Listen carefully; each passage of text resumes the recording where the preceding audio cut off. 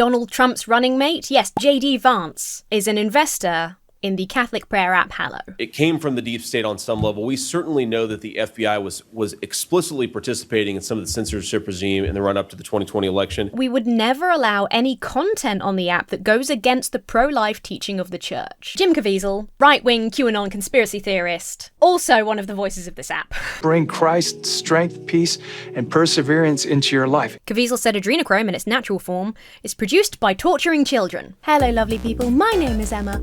Welcome back to my channel, and welcome if you are new. If I said to you the phrase Christian prayer app, what would you think? Maybe scripture, meditation, spirituality, probably not hard right conspiracy nuts, anti-choice propaganda, Donald Trump's running mate, or enormous amounts of money. Actually, a few of you probably thought some of those. Hello, fellow cynics. Let's talk about the Catholic prayer app Hallow. Now, the first thing I gotta say, the disclaimer I gotta get out of the way, is that this is a Catholic prayer app. However, lately their advertising has shifted, and by lately I mean like the last sort of 6 months or so, has shifted to appear more generically Christian. For example, let me see if it's still happening. This was happening the other day. If I look up, this used to say #1 app for Catholic prayer. Now it says #1 app for Christian and Catholic prayer. And the main page just sort of mentions prayer. Find peace, pray your way, build a habit. Not that kind of habit. Pray with your favourite videos, learn from theologians and religious leaders, and meditate alongside your other brothers and sisters in Christ.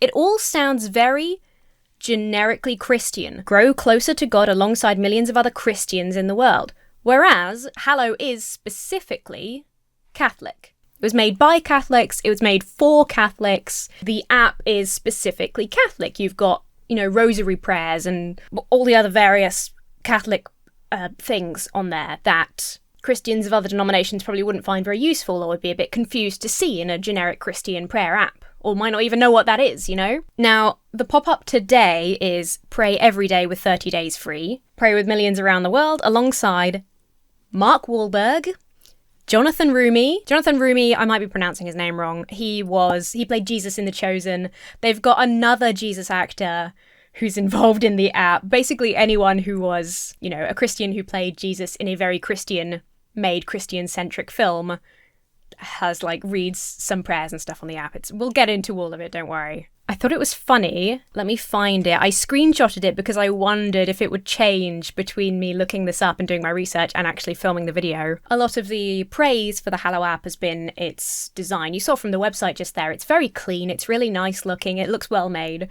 And I thought it was kind of funny that when I went on this the other day, towards the end of August, the pop-up said, pray every day this May, 30 days free of Hallow. That was August 20th. They just hadn't updated the website yet, and I thought that was kind of funny. But they clearly have now, so whatever. They're only a month behind. Although pray every day this May, I guess they're technically 2 months behind. Oh, look, it says right here. There's a quote from Jonathan Roumie. Actor who plays, it sort of implies that The Chosen is an ongoing thing, which is a little bit weird. Father Mike Schmitz. Miriam James Heidland, Society of Our Lady of the Most Holy Trinity. If you know, you know, right? You can tell by the guests, or even if you don't know who they are, you can tell by the kind of people, the nuns. You can tell that it's at least Catholic heavy when you start actually looking into it. But it is absolutely specifically Catholic. I think that this was a choice made by the company, the investors, somebody, maybe everybody agreed that it was a smarter financial direction to go to make this more broadly appealing to Christians, because of course that's a much broader demographic. I'm sure some of them had, and maybe some of them were even genuine, faith-based reasons to include more Christians and a broader demographic. In fact, I've read some of them saying that when we get into the controversy about Liam Neeson being involved. There's so much celebrity attached to this Catholic prayer app, it's insane. Let's start from, for what many people was the beginning, which is an ad during the Superbowl. I've got to tell you about this before we dive into. If you're not interested in a personal anecdote, you can skip ahead a minute or two. I am being stalked by Jesus Christ, I swear. Christian apps, prayer apps, stuff like that have kind of exploded recently, accessible Bible, scripture apps. ever since COVID, when people had to start praying from home, that stuff like really took off. I was talking to a Catholic friend of mine a while ago who was explaining how they had like little packets of wine and stuff, and was explaining how communion worked when they were doing it like over Zoom. It was really interesting, actually. But so obviously the appeal of this kind of app shot up, and so loads of them sprung onto the market, and the London Underground has been flooded with these adverts recently. Like the last few weeks, I've seen them non-stop. You've got Hallow and the ads for that. There were these app ads on the Underground where the gimmick was like, Satan rates this 1 star. And I thought that was kind of funny. Then a different like website started advertising on the London Underground that was like, who is this Jesus guy? Go to whothehellisjesus.com to find out more. I mean, I'm paraphrasing, obviously they wouldn't have phrased it like that. And I was like, damn, there's a lot of these Jesus adverts. And then I was getting the bus somewhere and I saw this car, which is rarer. I've seen a few of them in my time, but it's rarer here than in somewhere like the US, okay? Covered in, Jesus is coming, get right with Jesus is the Lord and Saviour, Jesus loves you, whatever. And side note, Jesus is coming soon. Very threatening thing to have on a vehicle. Jesus is coming soon. The same day I saw that car, I got on the bus. This is going to sound fake. This is 100% true. And I sat in my favourite seat. I always try and sit in this seat. And I looked to the side and there was a post-it note on the window that just said, I love Jesus.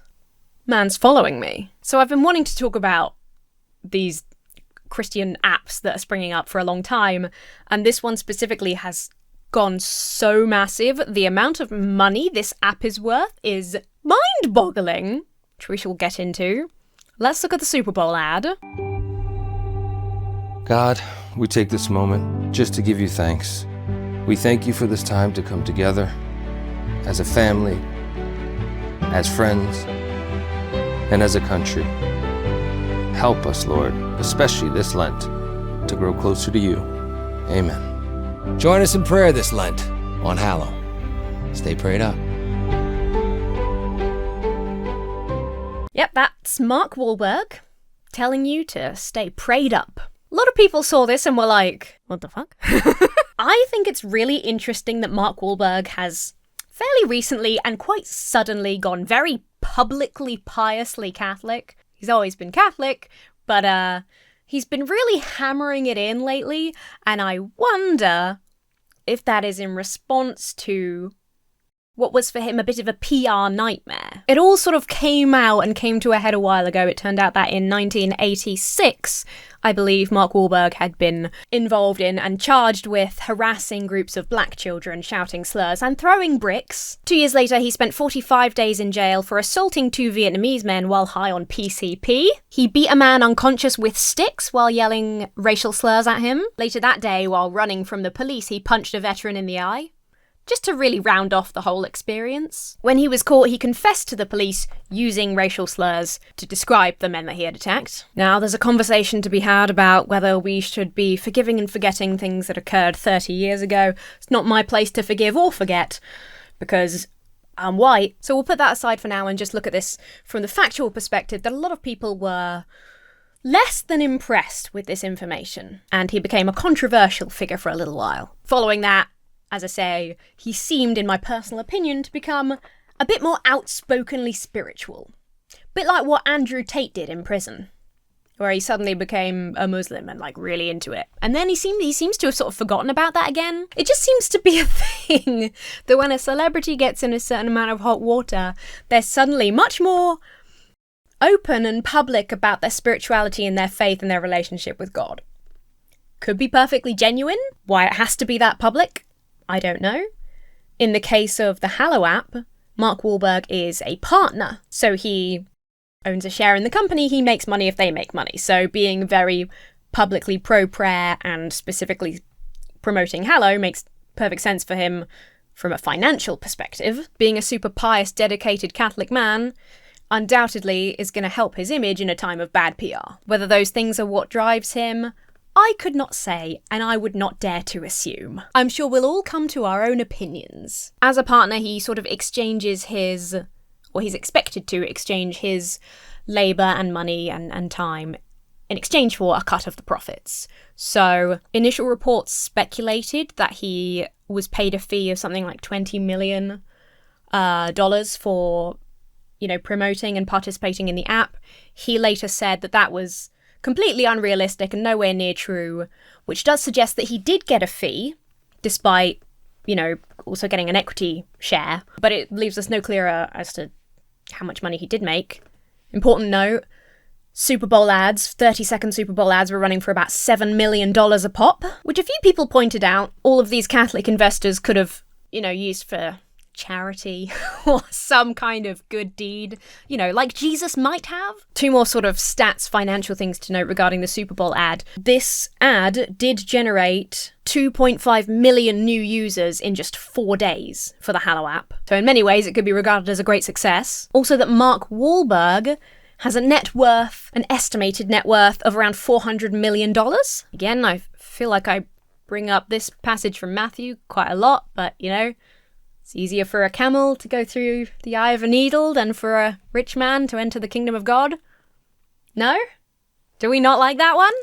I quite like that one. Who was which televangelist was it that basically had a thing? Was it Kenneth Copeland? It was one of them that went off and was basically like, yeah, it says it's harder, but it's not impossible. Hilarious. In a sick way. In an incredibly disturbing and sick way. It is funny. So that's the biggest name Hallow partner. We assume that he's sort of donating that aspect of himself in order to promote the app for a share in the company. Has plenty of other investors, big name investors. There's a number of big, seeder companies. It's going to become clear quite quickly. I don't know much about investment. I watched The Big Short. I've sort of forgotten all of the technical details around investing because I find it very scary and confusing. Bunch of big seeder companies that invest in a lot of Silicon Valley tech, just sort of apps in general, loads of, quite a few of those sort of investment firms. A couple of specifically Catholic investment people? Investors, I suppose. Investing in Hallow, we have Jim Perry, a very pious man with an estimated net worth of $1.7 billion. I've needle? Camel? Guys? Matthew? And then you have Scott Malpass, whose net worth I could not find, but he was the head of investment. He was the head of endowment. He was the endowment head at Notre Dame University. He was the highest paid endowment head at $10 million. Apparently, according to the university and lots of people, he more than earned every penny because he made them a substantial amount of money. So yeah, I couldn't find his net worth, but we'll assume it's a lot, especially as he's investing in Hallow. I mentioned in the intro something that might have sparked your curiosity. Donald Trump's running mate, yes, J.D. Vance, is an investor in the Catholic prayer app Hallow. You're probably most familiar with him as Trump's running mate, as his second, the campaigning potential VP, which is worrying, but if that wasn't enough to put you off, here are some more fun facts about J.D. Vance. In 2023, he was at a far-right book launch. I believe the book was called Up the Conservatives, something like that, where he made a speech in which he said a number of worrying things, including peddling a conspiracy theory that tech companies and the deep state had colluded in creating a censorship regime during the 2020 election. It came from the deep state on some level. We certainly know that the FBI was explicitly participating in some of the censorship regime in the run-up to the 2020 election. I don't want to spend forever on J.D. Vance's weird history, so here's a quick fire list of some other weird things that he's said and done. He's been weirdly defensive of Alex Jones as an information source. Alex Jones, the conspiracy theorist, not to be confused with Alex Jones, the founder of Hallow. No relation, except for them both being hard-right Christians. So I guess some relation. J.D. Vance suggested that Biden's border policy was an intentional weapon to flood MAGA bases with fentanyl. That is as insane as it sounds. He called Trump, the former and potentially next president of the United States that he is running with, he called him an idiot, a cynical arsehole, and America's Hitler. I believe that was in 2016, obviously, before they started working together. More recently, and most worryingly, probably, he suggested that the Biden campaign was responsible for the Trump rally shooting. He tweeted, "Today is not just some isolated incident. The central premise of the Biden campaign is that President Donald Trump is an authoritarian fascist who must be stopped at all costs. That rhetoric led directly to President Trump's attempted assassination." Several Republicans joined this theory, with Mike Collins even saying that Biden himself sent the orders. This is not a conspiracy I'd heard before, probably because it turns out there's 101 different conspiracies regarding that shooting. We can see here, using today's sponsor, Ground News, a large number of conspiracy theories sprouted from this event. The bias comparison gives us a pretty good clue as to how the left and right are portraying this story. The left-leaning reporting is focusing on conspiracy theories and disinformation, the spread of misinformation, how social media is manipulated for that purpose, whereas the right-leaning reporting is focusing more on liberal conspiracy theories and the concept of BlueAnon. Ground News should serve us well here because we can see that 81% of the sources we have are high factuality. We can also see that 54% of the sources we have here are centre-based, which is really good for getting a good overview of the entire problem. This left-leaning source, the Mercury News, this mentions two kind of camps that spawned on social media and online after this event. One side blaming the deep state and one side alleging that the entire thing was staged. On the right here we have the Japan News, again focusing on the BlueAnon concept. BlueAnon conspiracy theories flood social media after Trump rally shooting. Sentence 1. Minutes after Saturday's shooting at a Trump rally in Butler, PA, liberals began flooding social media platforms with conspiracy theories. The bias here is pretty self-explanatory, right? The right is deliberately targeting the left using terms like BlueAnon, accusing liberals of spreading conspiracy theories, deliberately ignoring or giving credence to right-wing conspiracies about the event. The left is more focused on the kind of political landscape as a whole and the spread of misinformation. The centre-leaning articles here are a bit more of a dry expression of the facts, lists of all the different conspiracy theories, things like that. This is why I really like Ground News for my media consumption. You can so easily consult multiple sources from across the news. We've just gotten a really easy overview of the entire political spectrum as it relates to this story. We know what biases are being peddled by different sides of the political spectrum. Ground News was created by a former NASA engineer to help users better navigate the media. It gathers articles from more than 50,000 sources from around the world, so you can compare how different outlets cover the same story with easy access to the important information like who owns the newspaper? Is it a media conglomerate? Is it independently run? You can see how reliable their reporting is, their political bias. All of that is backed by ratings from 3 independent news monitoring organisations. I particularly enjoy the blind spot feature, especially because you can toggle international blind spots or focus on news in your region. The blind spot shows news that's had little or no reporting on both sides of the political spectrum, so you can see what you've missed out on based on your political bubble. You can see what people are consuming who have a different political view to you. I highly recommend trying out Ground News' Vantage subscription. That's what I use to assess my media bias and access the blind spot feed, which is a huge part... Ow. It's a huge part in helping me diversify my news consumption. That didn't actually hurt. I'm not sure why I said ow. Go to ground.news/Emma Thorne to give it a try. If you sign up through my link, you get 40% off of the Vantage plan, which is what I use to access unlimited features. Not only does that help me as a creator, but it helps support Ground News. I think they're doing super important work combating media bias. This story is a great example of how skewed media coverage can affect your understanding of an event, can lead you to believe in conspiracy theories, so it's so important to get a good overview of news across the political spectrum. I really hope you'll check them out. Thank you so much for listening. Thank you, Ground News, for sponsoring this video. So those are the investors. The very unhinged JD Vance, Trump's running mate, hard right, spreader of conspiracy theories, former Trump critic. You got all the Catholic investors, and then you got Mark Wahlberg as a partner with his history of racism and violence and violent racism and racist violence. That's already a lot. It doesn't end there, because let's talk about some of the other people that have featured on the Hallow App. When the Hallow App launched and early into its life, most of the stories were voiced by, Hallow just referred to them as creators, and there was a fair amount of negative feedback. The general feedback from Catholic users of the app was that it was pretty good. Some of them were concerned that it was a bit capitalist, that it was a bit like, are we monetizing our faith here? Which is kind of an interesting conversation for people of faith to have, I think, regarding things like this, because of course, people who are making apps, even spiritual ones, still need to get paid. They need to pay their staff. So, you know, there's an aspect of it is a business thing, and to make it exist at all, of course, there needs to be money involved. The amount of money involved doesn't really seem necessary.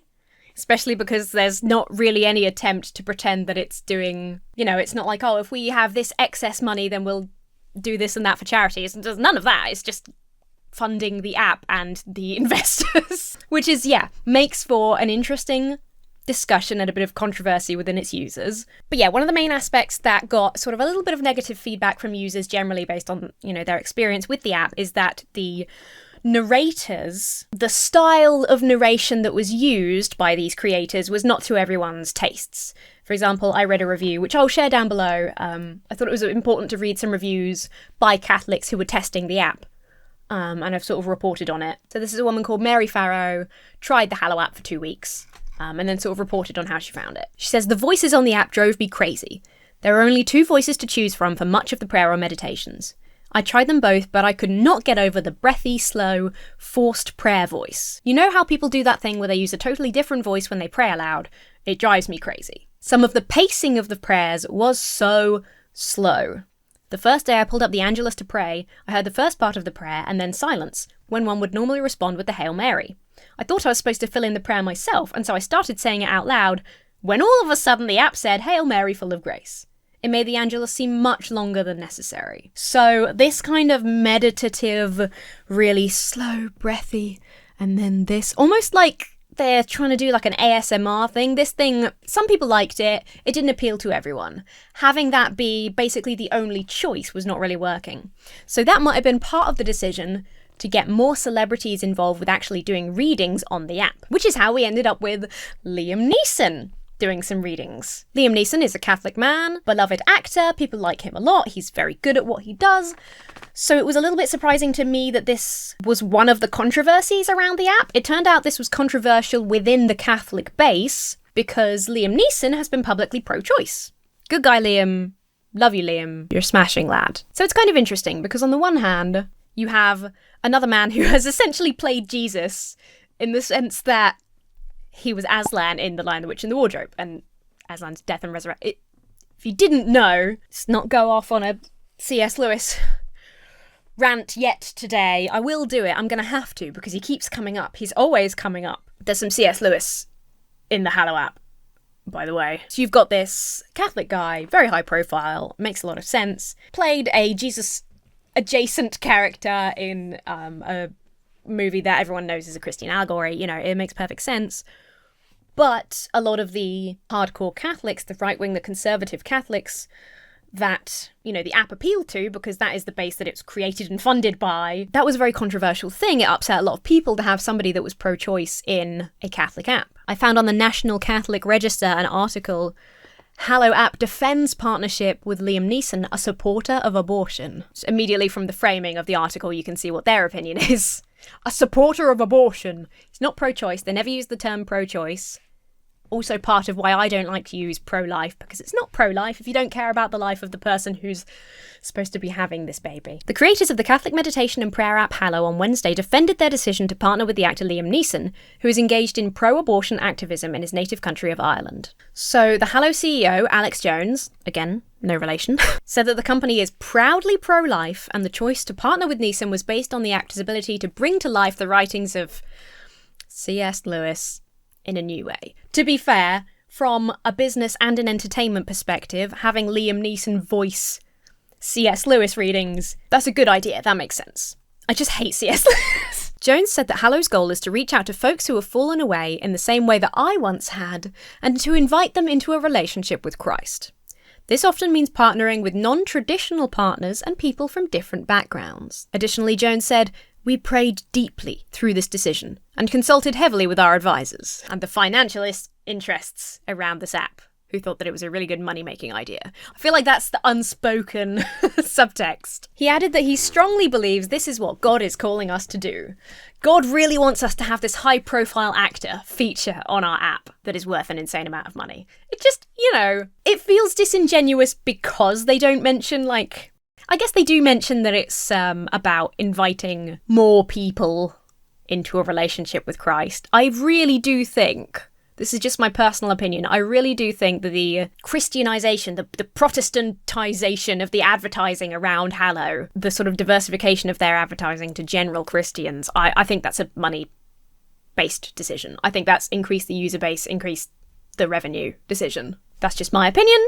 You may disagree. Jones said that Hallow does not stand behind or claim to endorse any of the personal views, past actions, such as violent racism and racist violence, of any of the narrators on the app, while adding that the other actors on the app have differing personal views on many topics, some who are practicing Catholics, but several of whom come from different faith backgrounds. I actually think that's really interesting, and again, in my personal opinion, I think it's probably just financially motivated, but it is at least a good thing to diversify the range of people that you have on your app, especially if you as a creator and then the app sort of subsequently in general is like aggressively pro-life and, you know, it has all these hard stances related to your Catholicism. I think the branching out of that, diversifying and including people and treating people with different opinions with respect is only a good thing. However, he said that Hallow stands proudly and unequivocally in support of all Catholic Church teaching. All Catholic Church teaching. I assume he means all recent Catholic Church teaching.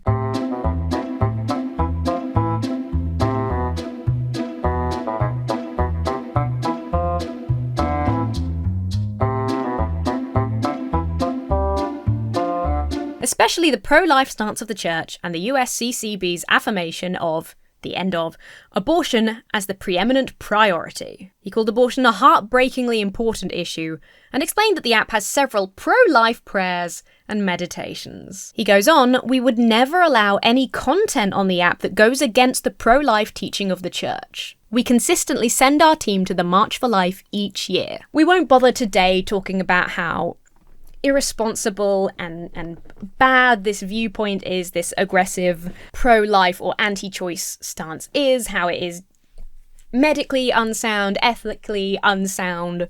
They're entitled to that opinion.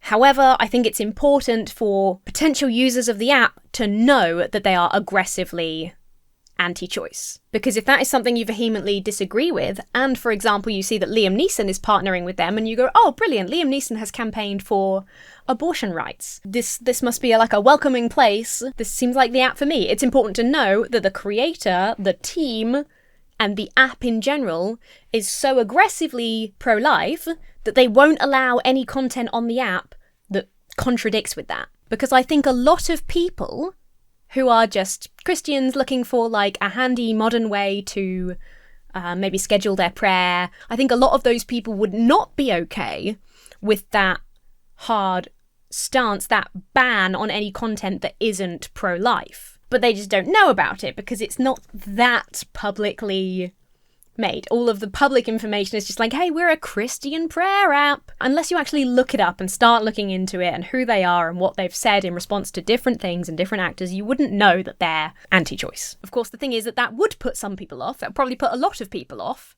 And so they would make less money. And so that's why it's not obvious, right? Because they're trying to increase their revenue as much as possible, which in a way, even if you are anti-choice, they're sort of watering down their own supposedly really important views for the sake of money. So to me, this doesn't really work for anyone on any side of whatever argument. At its core, this whole thing is just aggressively capitalist. So that's an important thing to bear in mind as well. Have you heard of Jim Caviezel? Jim Caviezel is another actor who has played Jesus Christ and therefore is involved in the app. They all become like Christian-y celebrities, like in a really weird way, sort of like right-wing conservative Christian celebrities whenever they've played Jesus in something. Rumi is funnier, I think, because he kept the Jesus hair and like is always doing things as Jesus. Like he really leaned into that.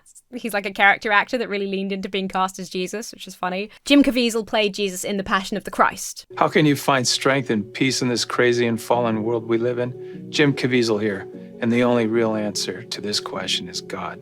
Well, I invite you to connect with him today through this prayer app called Hallow. It's the #1 prayer app in the world, an incredible resource for anyone looking to grow deeper in their faith. I encourage you.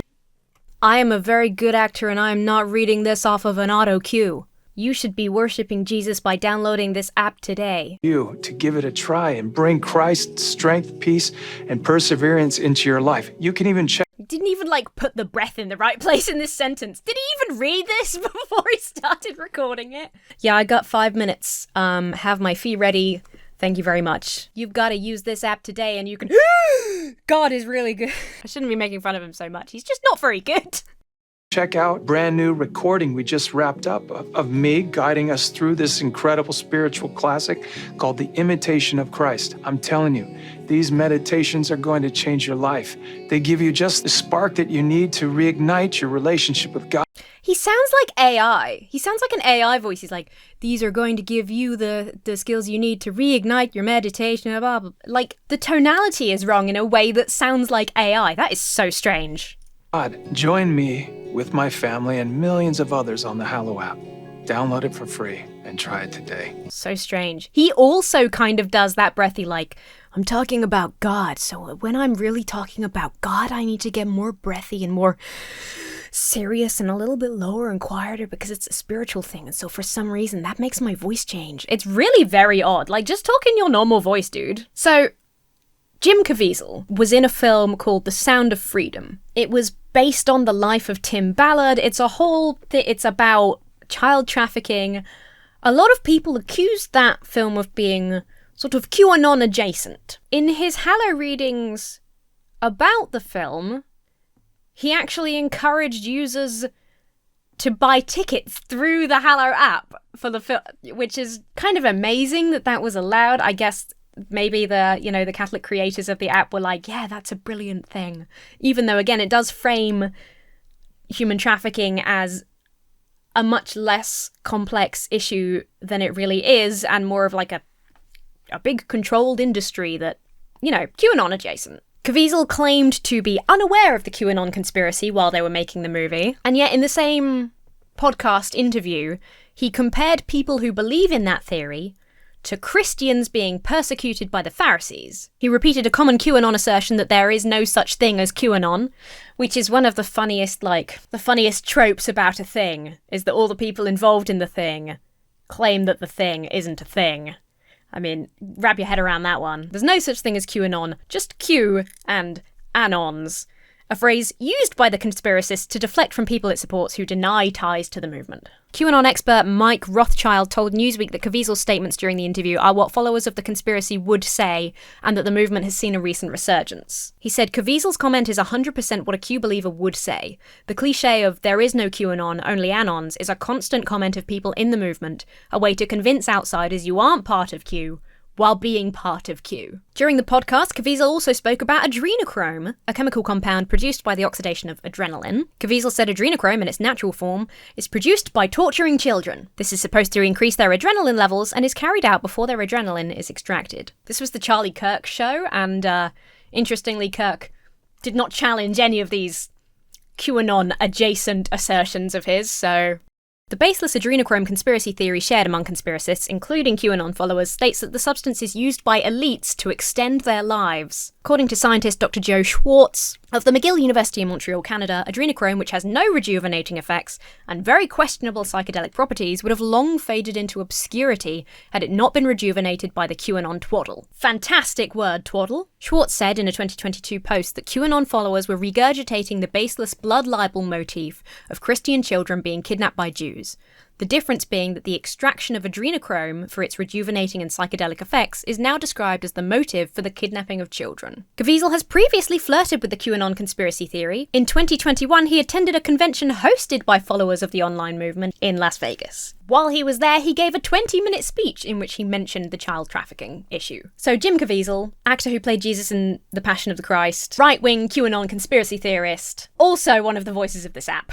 We're not done! Another star of the Hallow app is Lila Rose. Lila Rose is an anti-abortion activist known for some quite extreme homophobic anti-LGBTQ+ statements, stances. Again, hard right, just bigoted media personality, I guess you would describe her as. Last year, she made a bunch of inflammatory statements basically saying that homosexual men adopting children leads to paedophilia.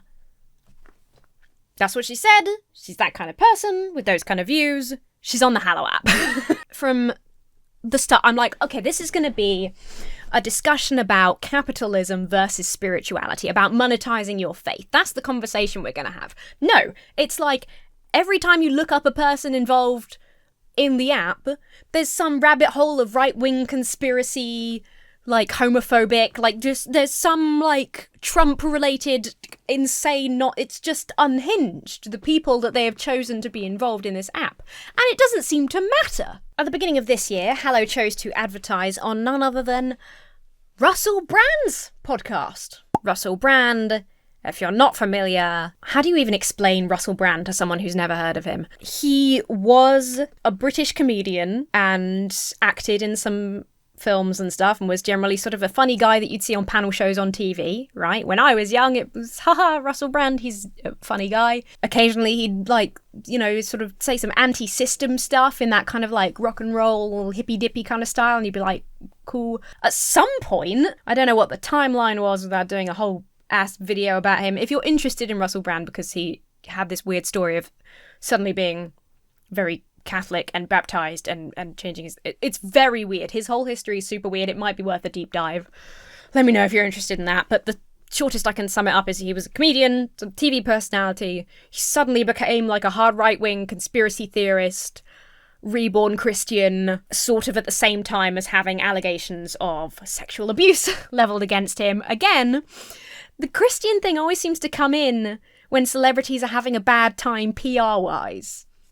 It's just really interesting. To be fair, there's religious Christians who haven't, you know, you got like your Chris Pratt and stuff like that, where it's like they talk about it a lot because they want to talk about it, where it's not necessarily like they were having a bad PR time. If anything, I think like somebody like Chris Pratt probably had a worse PR time after being more overtly Chriso. Anyway, so Brand, weird.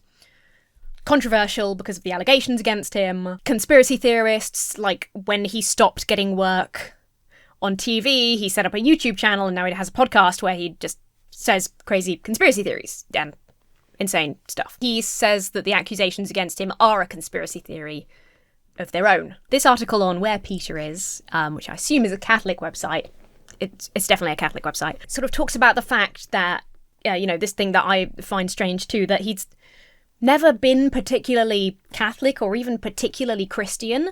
Whenever Russel Brand used to, pre this big conversion and baptism and everything, talk about spirituality and God, he would very rarely mention Christ, and he was more sort of like pagan-y, spiritually, meditation-y, you know, very like New Age hippy-dippy is how I would sort of describe him in the past. Leading up to his baptism, he didn't even know, he wasn't sure what church he wanted to be baptized into. Kind of feel like you should know that before you decide to be baptized, but, you know, I'm not the boss. Oh, that's right, he's particularly credited transcendental meditation for his journey to sobriety. This is an interesting statement that I'm inclined to agree with. Brand's interest in Christianity appears to inversely correlate with a mainstream media career in decline. As the audience on his broadcast channels has grown, and grown more American, the relationship between his fans and the belief system he credits with his sobriety became increasingly strained. Brand's pivot to Catholicism is much more recent as January of this year. It was also fortuitously timed for Brand to advertise Hallow's Lent Prayer 40 programme. How lucky for everyone involved. Hallow's usually responsive press team refused to respond to my inquiries when I asked them to clarify if they were aware of the ongoing investigation into Brand before entering into a commercial relationship with them. As you know, we're very careful to select partners that we know you're going to love. And today I couldn't be more excited to tell you. I hate that he's got Gemini on his... As a Gemini, I'm very offended by this whole jacket. That this episode is sponsored by Hallow, the #1 prayer app in the world. I know this because I use this app every single day to pray the rosary. But there are 10,000... Russel Brand, praying the rosary since January 2024, I guess. So there you go. He's endorsing the Hallow app on his right-wing conspiracy theory YouTube podcast. It's just hard to know what to say about that. There's so many things. There's so many... The people that are involved. You've got the aggressively anti-choice stance of the founders. You've got investors and partners like Mark Wahlberg with kind of a worrying history of violence. You've got every Christian actor who's played Jesus in anything ever, reading meditations and prayers and stuff for the app. You've got hard right, conspiracy leaning and Catholic celebrities and influencers, both promoting the app and, again, reading stuff on the app. Despite how strictly adherent the creators of Hallow supposedly are to the the views of expressed by the Catholic Church to the point where they won't allow anything contradictory to appear on the app, their discernment when it comes to which celebrities is involved appears to be non-existent. If they're going to bring in a lot of views, if they're going to make a lot of money, they will do it.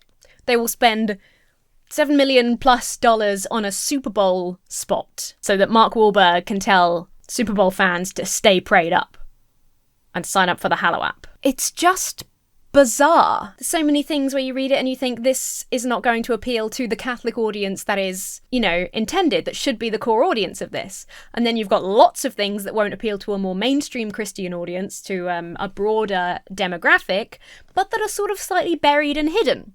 Because again, it's all about maximizing revenue. Speaking of revenue, Hallow was launched in June 2018. It employs 50 to 200 people. In May 2023, it was valued between $200 and $300 million, which hilariously is still less than Marky Mark's personal net worth. The total revenue for the Hallow mobile app in July, just July 2024, was $1 million in 1 month. 200,000 downloads in that month. So you sign up with the app, you say, I want to build a prayer habit, for example. Users report praying 2.3 times more often after using Hallow. Which of the below best describes your experience? I pray without ceasing. You never catch me I'm praying right now. I thought this was funny. When you're signing up, it keeps interrupting the process to give you positive reviews, like in case you change your mind halfway through downloading it. It's very bizarre. Like, people love this app.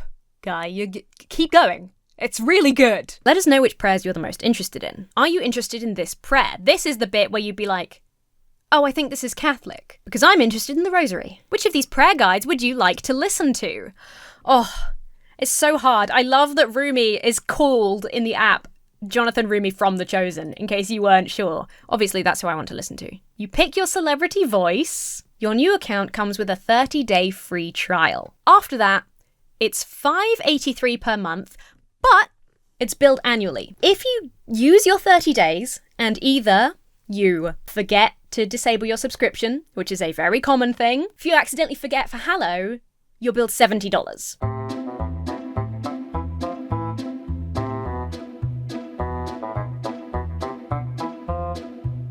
Payment is automatically collected after your trial. We will remind you via email, which is good. That was every app. That should be the law.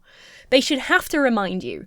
In fact, I don't know if it is the law or if it's just like generally becoming more accepted, but I've noticed that Google does notify me when a subscription is about to renew. It's a $70 app per year, but you have to pay annually. So it's $70 even if you use it for 10 days and then think, actually, this isn't that good. This is a lot more Catholic and pro-life than I thought it was going to be based on the advertising. Sucks, you've wasted $70. No wonder it's worth so much money. No wonder it's got so many high-profile investors. No wonder Marky Mark is a partner. No wonder he has an equity share. No one seems to either care or notice the amount of controversy that should be surrounding this app. The right-wing conspiracy theories that are involved across different ways. The people accused and convicted of violence and racism and racist violence and violent racism. The people accused of sexual abuse who claim that that is a conspiracy theory and are suddenly Catholic but have a really controversial history for Catholics because they were not very Catholic at all in their life prior to 2024. A bunch of actors that played Jesus in films and are just sort of general right-wing conservative Catholics. A founder that is aggressively pro-life and has subsequently made the app aggressively pro-life and will not allow any content on the app that contradicts with that specific view. An app that is supposed to be for Christians celebrating Christianity that is spending who knows how much money hiring celebrities, that's paying $7 million plus for a 30-second Super Bowl ad. Just the good that kind of money, the kind of money that this app is worth, the good that could do. And none of the people involved, not a single one of the main investors, not counting the people that just work on the app, because there will be normal people that are developers and things that, deserve a salary. We're ignoring those because they're just doing a job and getting paid for it. That's fine. But the main people that have funded this have no need for that amount of money.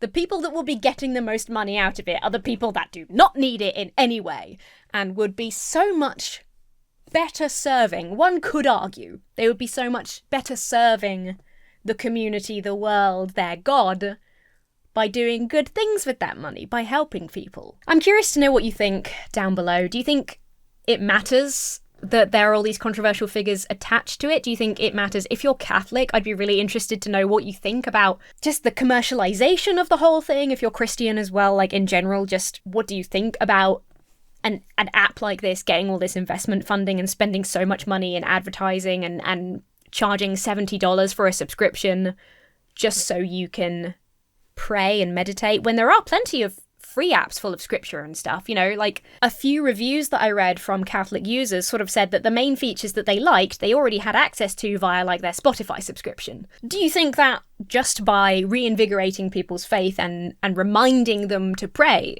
that it's sort of a net good and subsequently how they operate doesn't really matter? Let me know down below. If I was a Christian, I would be deeply concerned by the people that they have chosen to partner with and pay. You know, the fact that they have paid Russel Brand to be involved with this, amongst others. I mean, a lot of that comes with me being a more liberal, progressive person who is not into QAnon conspiracy theories. So maybe that's just me. Do like this video if you enjoyed it. Let me know your thoughts down below. Subscribe if you haven't already. Share this video with a pal. Share it with a friend. Put it on a social media so the young people can see it before they download the app. Or maybe after they've downloaded the app so they know what they're actually paying money for. So they know more details about the company that they're giving their hard-earned money to. If you would like to hear more from me, you can follow me at Emma Thorne Backstage for more lifestyle-y casual videos, vlogs. I update and talk a little bit more about my life, the musical theatre I'm doing. I recently put some googly eyes on a robot vacuum cleaner.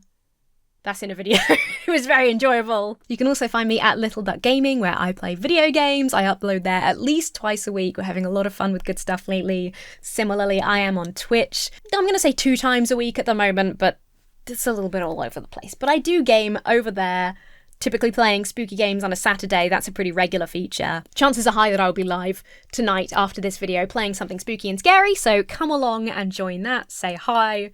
Watch me scream and poop my pants. If you would like to support this channel and what I do here, I encourage you to check out Ground News using the link down below. You can also become a channel member. You get some goofy little emotes, you get a little cute duck next to your name, and you get comment priority. The best way to support this channel is via the Patreon. With that, I must give a big thank you and a shout out to my giant chickens and colossal quackers over on Patreon, especially Conla. God damn it, Conla.